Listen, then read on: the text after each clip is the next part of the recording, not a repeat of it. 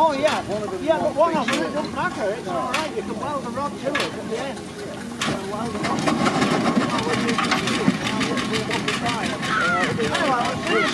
Yeah.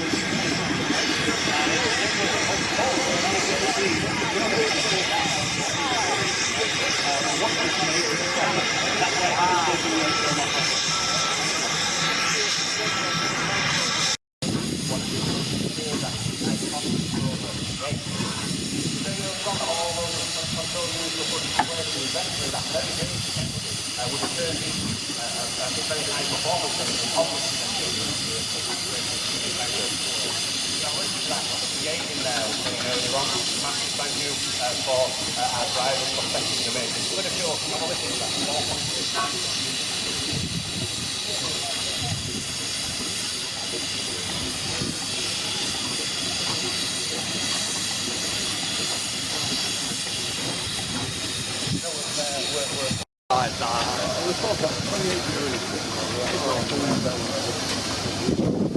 yeah. Not nice.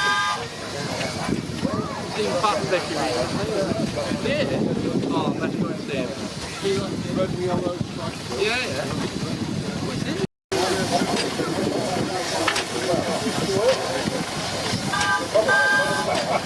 Oh, that's a good really.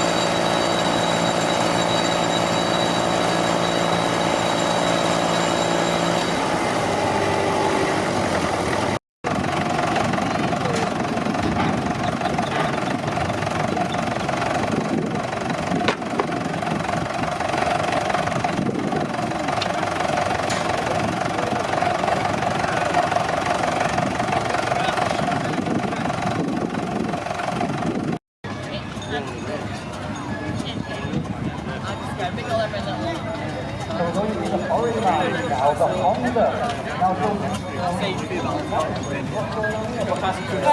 time are they? Try and eat with Babby to keep Babby eating.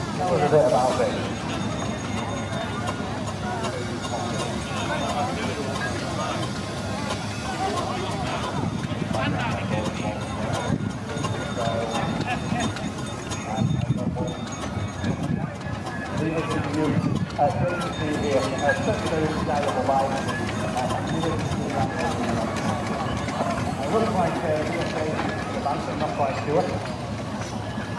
Good driver about for BSA, off or off, all finding each other. I hate the number plate, I'm very sure the balance number, they're all of their talent. Not to the back door. But a nice little small bike, the driver there, yeah.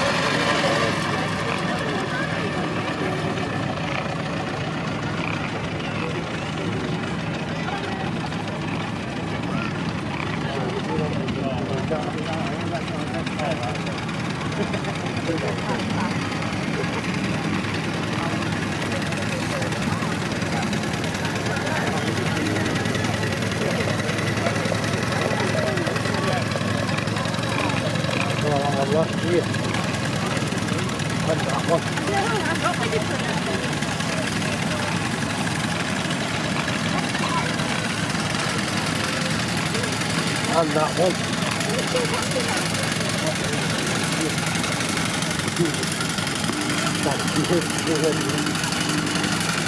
Yeah.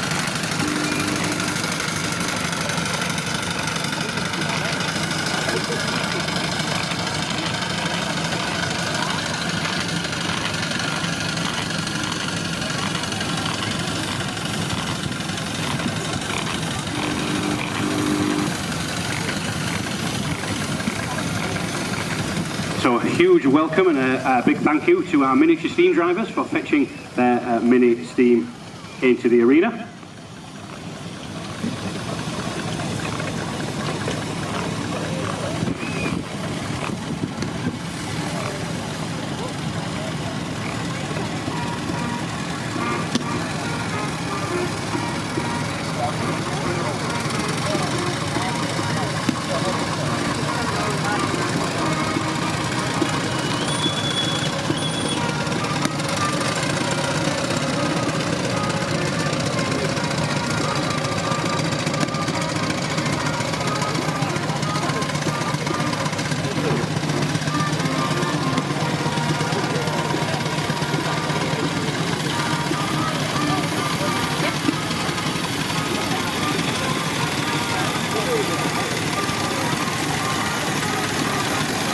Right, I'm going to try and chat about the vehicles as they're going past the commentary box. So, just about to go past the commentary box right now. Now, are you 12 or 2? You're number 12, okay. So I've got to frantically run through this file as quickly as possible. And right in front of the commentary box right now is a 3-inch scale Marshall General Purpose built in 2002.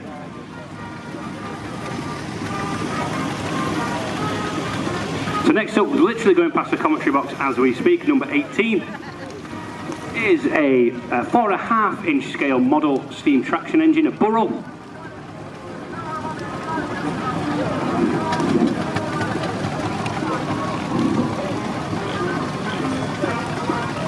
So the number 13 in front of the commentary box right now is a 4-inch Burrell miniature traction engine built in 2005, and that actually weighs half a ton.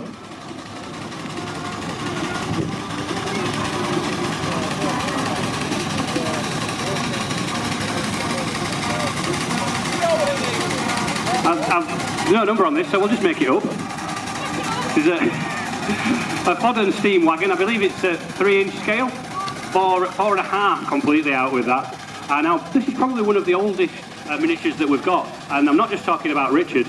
This is the Horrell cider tanker. It's actually based on a full-size vehicle that used to attend the Dorset Steam Fair. Now, I've actually seen the vehicle that miniature steam engine is based upon down at the Dorset Steam Fair.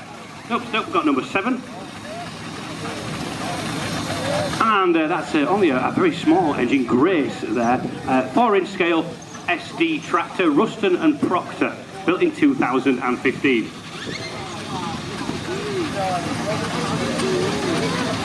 So number 25 is a 4-inch Ruston and Proctor traction engine, built in 2003. Number 1. A Foster traction engine built in 2004. The Sentinel steam wagon, which is electric, but complete with sound effects as well.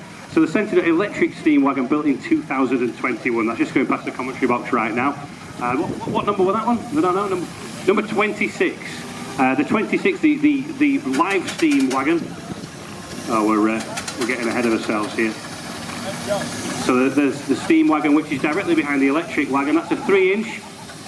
I think it says Uniflu tractor. I might be wrong there. Built in 2014.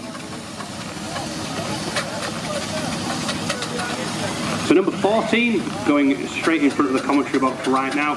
2 engines in front of us. Is built in 2007, Burrell single-cylinder agricultural engine. Number 30. 29. Number 30, owned by Eric Wilson, built in the year 2000. A Fowler GP traction engine, an A7 model, weighs 1200 weight. So we've got a miniature tractor now, which is quite unusual. 4-inch carried-up steam tractor. So really quite interesting. That looks like the sort of agricultural tractor that we had in on the run round at 11 o'clock, but actually steam driven. So really interesting that. We've got number, we've got 38. Oh, we've got 29 there, just the very small 4-inch scale miniature traction engine. We've got 38, just gone past the commentary box right now. And that is a 4-inch scale Burrell SCC traction engine, built in 2015. Number 33, a 4-inch Garrett miniature steam engine, built in 2007. And number 16, Sweet 16, our Walt there. 3-inch miniature steam Alchin, built in 2013. Number 11, the steam bus. If any of you frequented Whitby, a very similar machine used to ply the streets of Whitby up until a few years ago. The 4.5-inch scale Fodden miniature steam bus. Number 9, we've got another one of our electrically powered vehicles, and that's a 24-volt Scania truck. And there's also a Bristol bus kicking about somewhere, maybe that's not here today. No, oh, it's broken down as the bus. Number 5 is the 4-inch Burrell single cylinder, built in 2005. So number 6 now, that's towing the little water carrying cage there. 4-inch Burrell TE, built in 2020.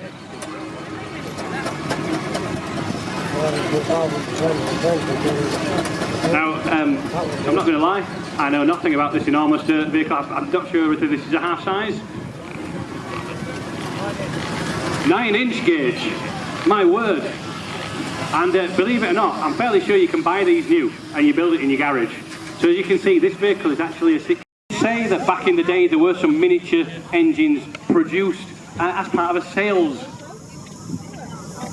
ploy, tactic, whatever you want to call it, to sell the larger steam engines. However, I've never seen one. Majority of these engines here are less than 10 years old. Basically, it's like a mail order thing.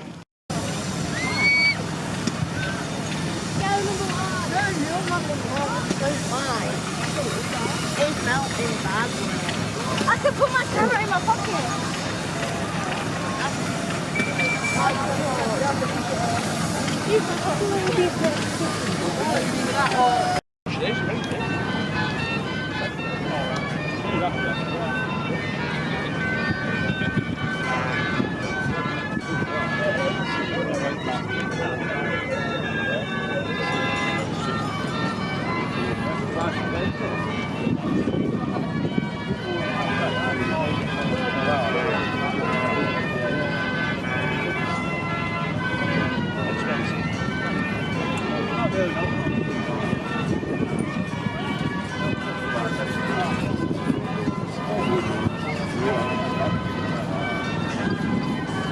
So as the steam engines make their way into the arena, I'm going to hand you over to Derek Rayner, who knows these steam engines inside and out, backwards and forwards, side to side.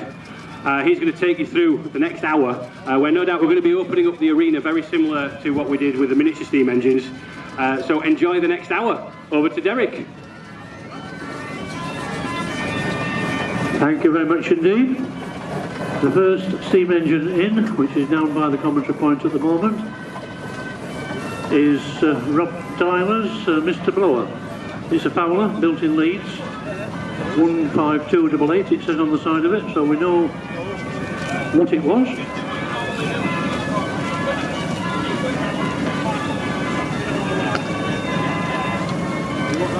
And the second machine is an Eveling & Porter, built in 1930 and exported to Ceylon at that time. It was a single-speed machine, but Malcolm Pugh was the owner. He lives in Leicestershire, and he's brought it up here today to show us.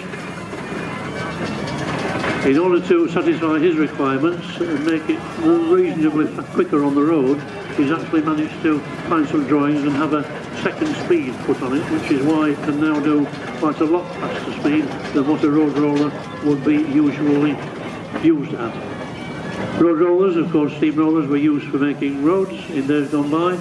They're dating back to the 1860s when Aveling and Porter, Thomas Aveling, built one of the first ones in the UK. And Malcolm's machine, heading directly at the moment for the commentary point. I hope he turns the wheel a bit further around. Is followed by the Fowler roller, again made in Leeds.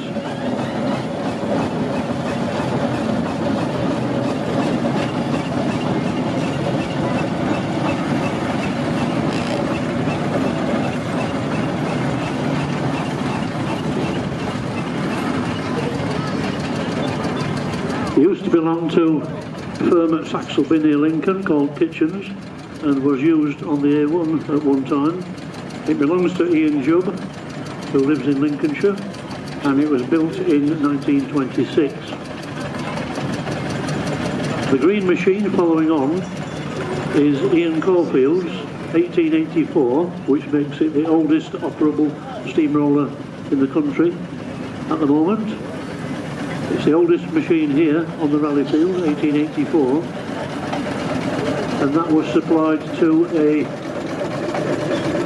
council at Acton on the outskirts of London.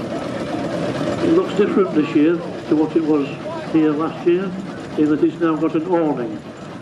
An awning which it had not necessarily from new,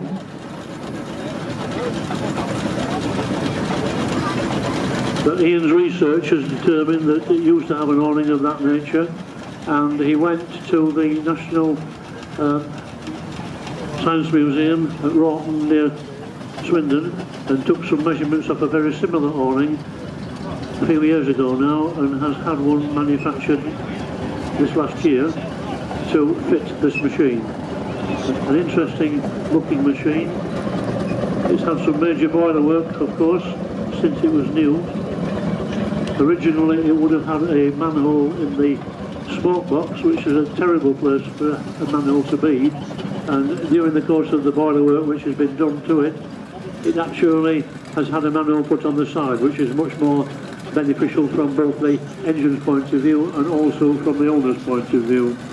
It has a little plaque on it which says DC Stewart, Aberdeen. And at one time it was actually owned by Stewart's at Brigadon, just to the north of Aberdeen, and was sold at an auction in the 1990s and bought by Tom Varley from Gisborne at that time. Following on is another Fowler steamroller. Sorry, beg your pardon. What used to be a Fowler steamroller, owned by Harold Bonnet at one time in the Surrey area, since being remanufactured into a Showman's roller, owned by Simon Gill and his wife Louise.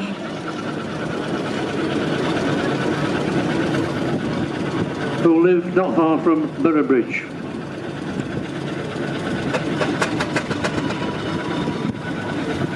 Another steamroller coming up behind is a very unusual Babcock and Wilcox.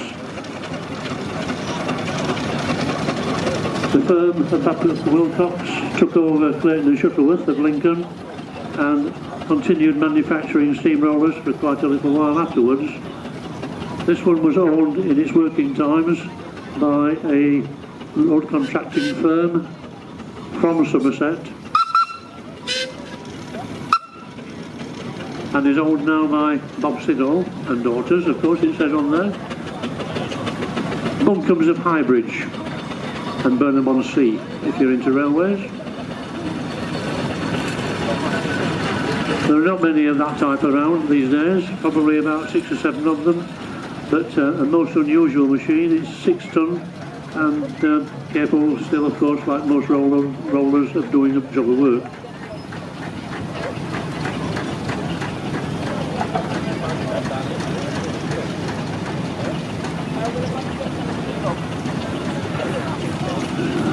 TB3719 immediately makes it look like it's an Isaac Ball's roller, which of course it is. Isaac Ball was a big contractor at Walls, not far from Blackpool in Lancashire. TB is a Lancashire registration, and as such, it used to be a steamroller owned by Isaac Balls, stood in their yard for quite a long time, and it was actually resurrected and finished up looking like a Chalmers engine made by Burroughs in Thetford at Cambridge in Norfolk, brought here today by Kevin Gray, who I met a long time ago when he was a footballer for Carlisle United up in Cumbria. I think he's given that up now. We have the first of our ploughing engines coming past me now. This is BB1.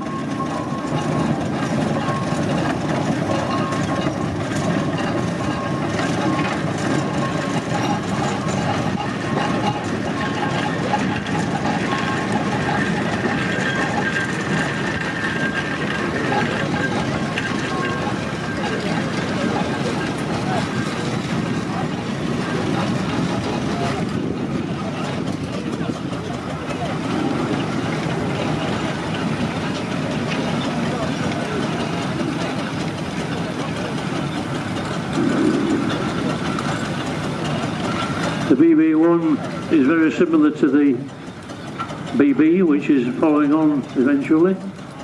The BB1 differentiated from the BB because it's got tail rods, in other words, it's got rods that stick out at the other end of the cylinder, and it's easily then differentiated from the other. My roller, White Rose, is now coming past me, 8506 of 1915, carrying on this occasion my son who's driving it, and also a couple who are celebrating their 25th wedding anniversary in September of this year, Andy and Susie. Machine was supplied new to Marlborough, Mrs. Free Marlborough in Wiltshire, and worked for quite a long time for A.M. Coles at Sleaford before coming to the West Riding before the last war. It was purchased in 1964 by the White Rose Steam Traction Company, myself, Lyndon Sherman and John Charlesworth, and I've therefore been the owner of that machine and owner of the machine since 1964, which in anybody's terms is probably quite a long time ago now. David Hare's Eveling roller, 8754, was built in 1916 and supplied to Northallerton Rural District Council. Later, around about 1930, it was organised in the national situation where it came under the control of the North Riding County Council, for whom it worked for quite a long time, and eventually David Hare bought it, probably from Philip Ogden, who lived in North Yorkshire. That's followed by another Fowler traction engine, owned by Richard Briggs, 9271, North Yorkshire machine, which worked from new with a firm of Turners at Lazenby, not far from Middlesbrough. The BB ploughing engine coming along behind is driven by the gentleman we all know as Sparky. His proper name is Gordon, but he always is referred to as Sparky. He's been into ploughing engines for many years.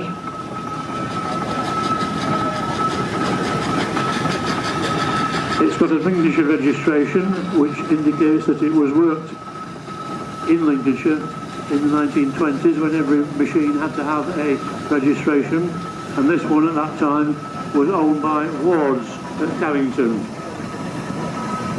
Grange, not far from Smithville, where Robert Crawford used to live before he died 2 or 3 years ago.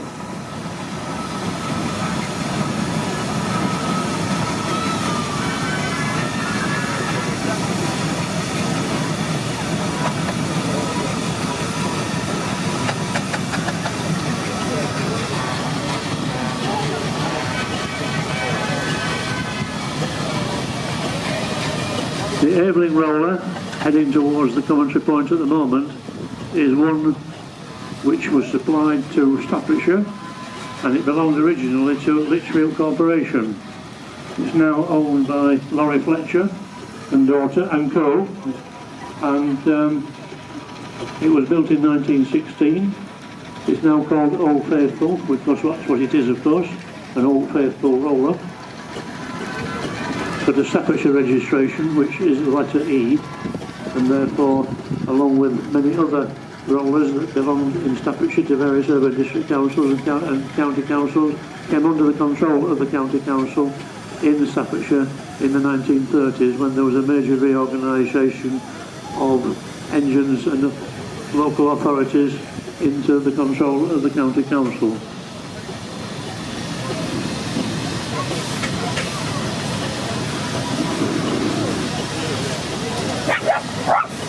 Again, another Isaac Ball roller built by Burroughs at Thetford in Norfolk, 1904, so quite an old one in that point, from that point of view. That was in Isaac Ball's yard in Walls from 1956 to 1963, derelict, before it was brought out of there and refurbished into the condition that you see it today. It was Rolls Fleet number 16. It's a single crank compound. Most of the steam vehicles on the rally field today are either singles or compounds. Burroughs had a certain patent which enabled them to have a double cylinder machine at the front and really only one lot of gear at the back, a single crank compound. Wasn't as expensive to manufacture, and it was got the same proper situation of saving money as an ordinary compound machine. Therefore, Burroughs built quite a lot of those, and they were very successful in certain quarters, both in showman's form and also in steamroller form.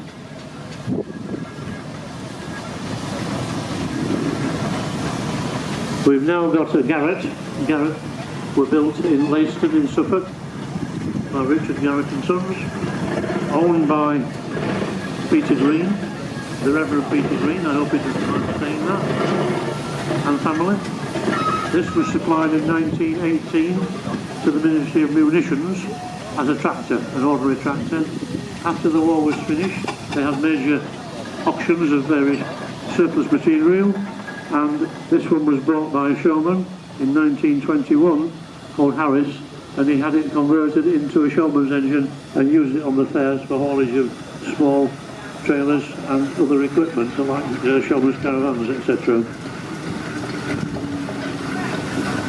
Peter and family's other machine is a rather ancient, if I can call it that, 1899 Fowler D2 traction engine in its original condition, looking very slim and very smart.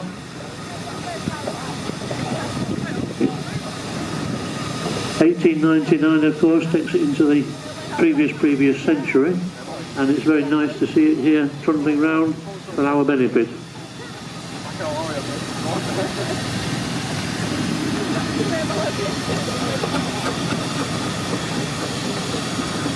Another Aveling roller, again green. You'll notice that Laurie Fletcher's one was maroon, which is unusual for an Aveling roller.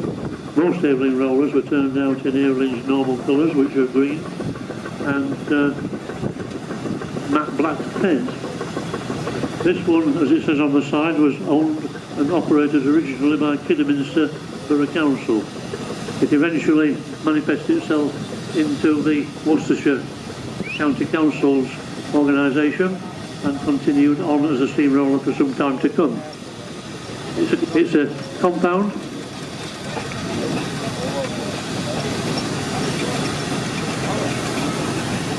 It was built in 1929, just about the time when Avelings were changing over back to slide valve machines from the piston valve machine, which this is. Avelings in 1921 changed over from the ordinary type of roller that we know and love, slide valve ones, onto piston valve compounds, because they were easier and quicker to manufacture, and they sold hundreds of them after the First World War. But in 1929, 1930 time, they actually changed back to slide valves, which were a better type of machine because various drivers at the time couldn't get on with the piston valves because they were spring-loaded and they were subject to failure and consequently bent crankshafts, which meant an expensive repair, of course.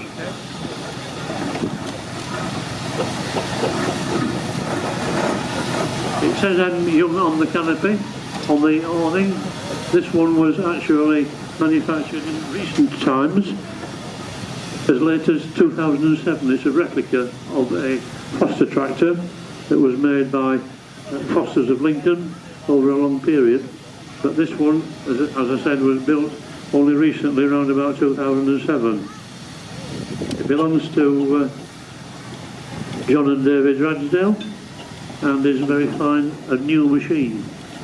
New machines, of course, cost quite a lot of money, but they are good from many points of view, and they don't need a lot of maintenance like quite a number of other machines that have got worn out parts. Another machine, again a Foster, Abigail.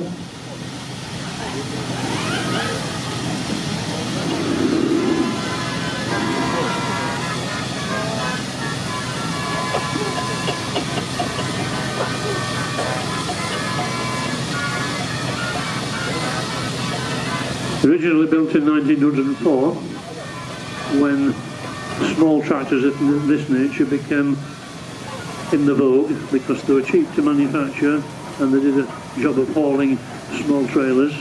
They were legal by that time and consequently quite a number of them were built. This one has been resurrected and came back on the rally fields in the late 1990s.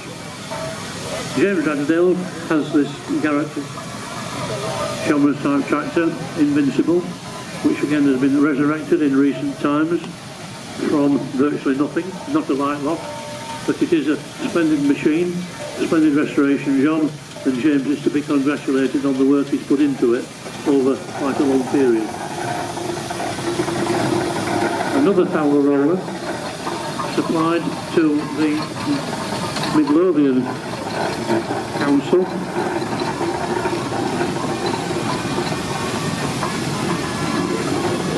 Midlothian County Council in 1927.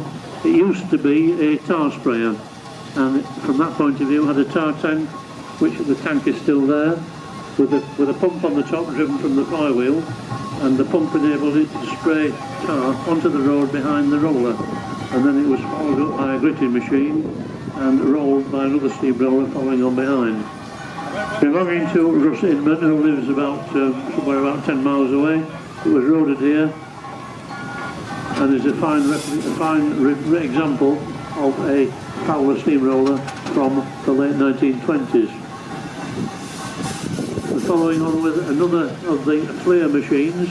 This one an AA6 built by Fowlers in Leeds, proponents of the steam ploughing, and this one has a drum underneath with the wire rope wound onto it.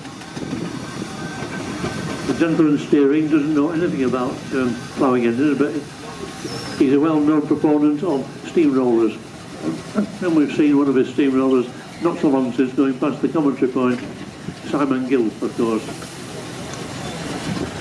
This is a 1917 machine, the ploughing engine, built during the First World War and supplied to Lord Rayleigh in Essex, where it was used for quite a long time. We've got a very unusual machine this time. It's been laid up for a long time. Evelyn Porter tractor, 8030, which has only been resurrected by the Baines family in the ownership of Andrew, steered by his father, Mick Baines, owned for many years by John Woodward of Papwick in Nottinghamshire, went into hibernation, and for various reasons it stayed in hibernation for a long time, and Andrew has been able to purchase it within the last 12-18 months or so, and it's a credit to him and the work carried out by his father and him on the machine that is here today. Fowler Dreadnought, another Fowler called Dreadnought. We've got another one on the field as well. This is an old, very old Fowler conventional showman's engine owned by the Turner brothers from North Yorkshire and exhibited here for the first time. It's a long time, I think, since we've had a genuine showman's engine here. It was supplied to Coles, Bristol, in the early 1900s.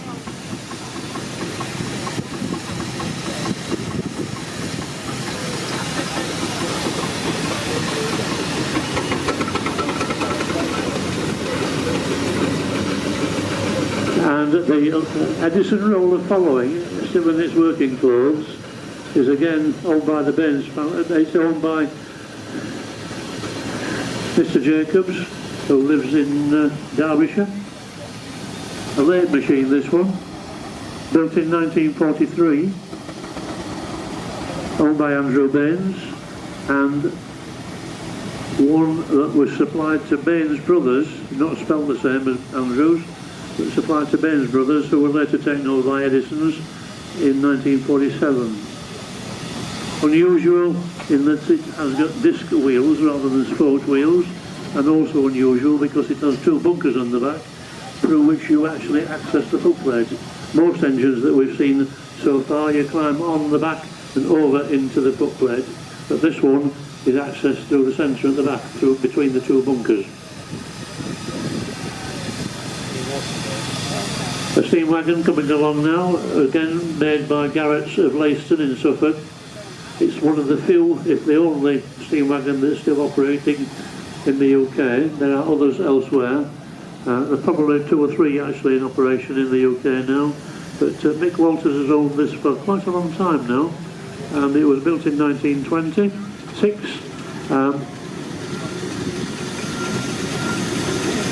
A very unusual boiler as well. If you get the opportunity, go and have a chat with Mick about the type of boiler that it is. You can see underneath, the engine is downstairs as it were, and it's chain drive onto the back axle.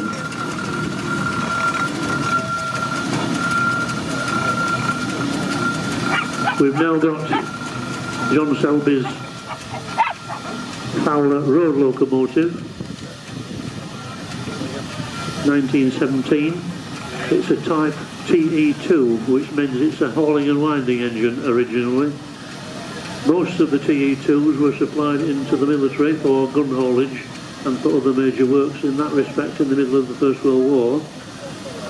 This one, I believe, was owned at one time by Coles at Sleaford, and I remember seeing that one in 1963 at a place called Horbury near Ossett, where it was taking place in a carnival procession, owned by someone local who lived near Doncaster, subsequently owned by the family down in Cambridgeshire, and passing to John Selby and his father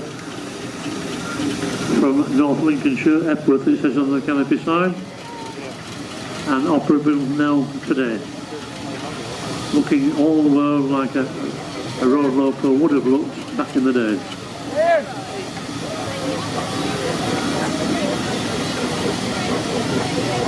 Empress was a local road locomotive, again Fowler, built in 1914. It was originally called Empress of Ireland, but because of a major disaster, maritime disaster, in around 1913-14, the owners at the time decided that they weren't involved with Ireland, and so they chopped the nameplate in two, and it's been called Empress ever since. One of those little stories that come about in the traction engine world, owned by Dave Maris, who lives near Chesterfield, and again looking very similar to the road locomotive that's just gone along. This is an A8 road locomotive, not quite the same as the TE2, which is owned in the Selby ownership. We've got the other dreadnought coming along now. The gentleman who owns this, John Summerscales, last year turned up here with a steamroller, an Eveling and Porter steamroller. And we know that quite a number of steamrollers have been converted from steamrollers into other machines. This is a road locomotive, and I did ask him earlier, tongue-in-cheek, how much it cost him to actually make an Eveling steamroller into a Fowler road locomotive, and I got somewhat of a sharp answer, inevitably. But this was supplied to Winds of Newport, to haulage contractors in the Cardiff area.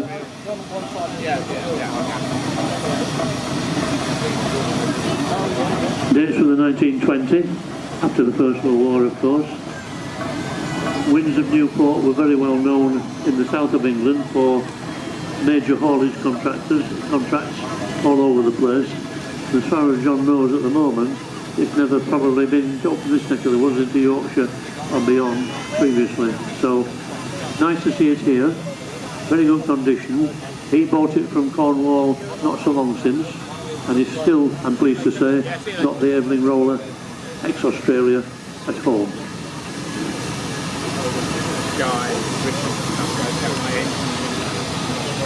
Possibly finally, I can't see whether there are any more following on.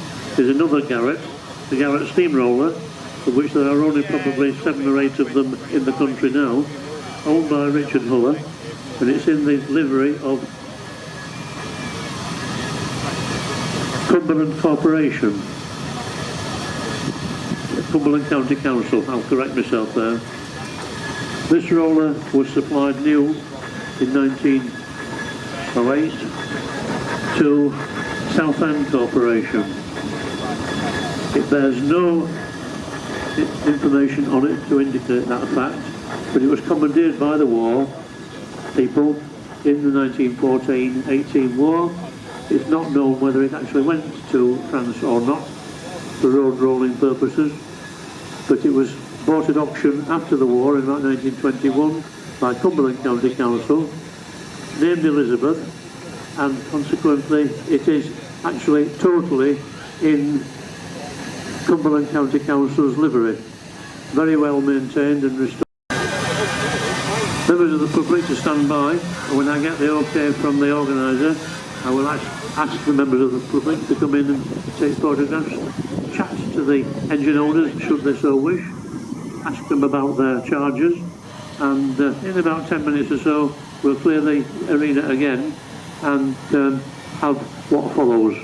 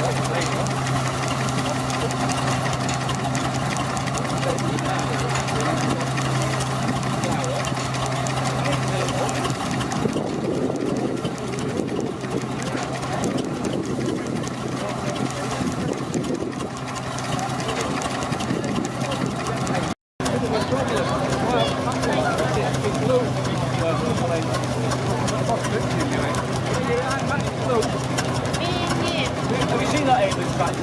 Yeah.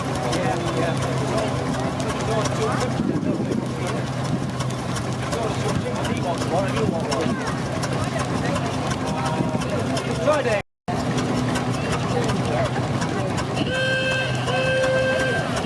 Are you keeping all right? I can remember when you told that round at Elvis. Guess what? I can remember when you told you round at Elvis.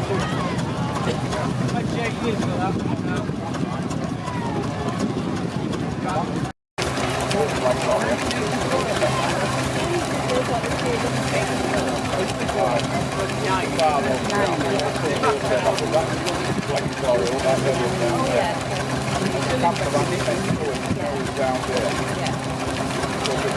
Yeah.